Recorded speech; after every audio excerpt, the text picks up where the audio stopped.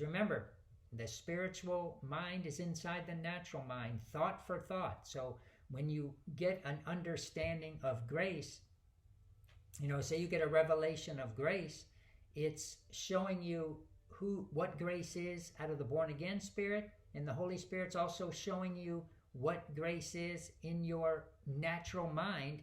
So for you to begin to pull them apart and make a distinction between them, so you can go on building yourself up according to the way the spiritual mind understands grace. And then through that, you put to death the natural mind's understanding of grace.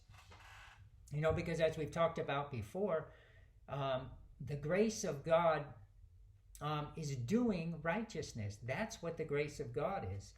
But you'll see with the radical grace message, they end up they hijack grace, that free gift through unconditional love. God met you at your worst point and saved you and accepted you just as you are, but right through that love and righteousness that accepts you, he changed you.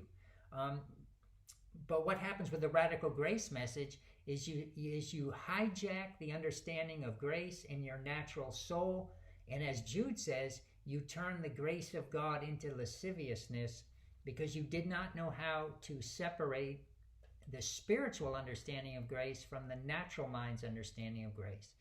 That's why you take somebody in radical grace message and they do not pray much in tongues,